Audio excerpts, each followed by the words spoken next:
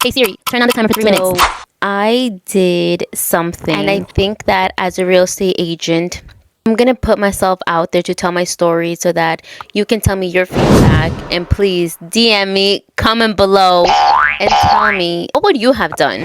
What would you have done if you were in my shoes? One day I was just on my Instagram, and that's mostly where I get a lot of followers because, mind you, my rental property is in Illinois. I did not start real estate as an agent. I started real estate as an investor. I did my rental, cleaned it up, I hired the people I needed to. I screened the tenant. So when I started Instagram, it was mostly contractors, it was real estate investors. It wasn't really agents. Now I'm getting close to agents and I'm starting to form a relationship with them. My goal is to invest in real estate, but becoming an agent, I knew it was a key to just keep progressing and kind of know more of the ins and outs of the real estate world. Now I'm working with a client. My main purpose, my main goal is everything that I do is for the best interest of my client, regardless of transaction. So I ended up having someone message me on Instagram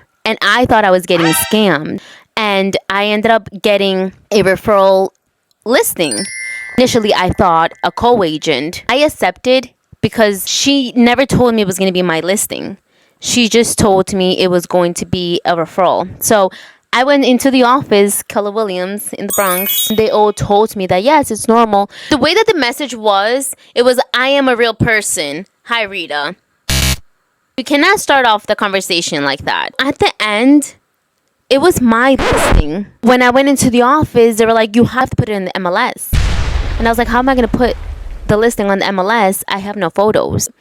And so I ended up speaking to Maria, ended up telling me to just take the listing, market it, take the pictures, even go and see the property and see what I can do. And I did. I did see what I can do for like 2 weeks to 3 weeks. At the end of the day, really realistically, the house was so far from me to get my job done. So I was excited for the whole process.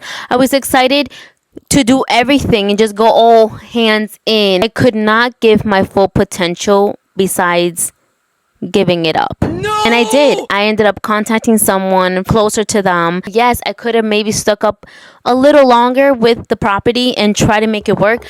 But at what cost? The best interest for my client right now is to go with you because you can help them because you know the market over there. I knew that within me, this was the right thing to do. I feel really good about letting go of a listing because at the end of the day, it was never supposed to be mine. So many emotions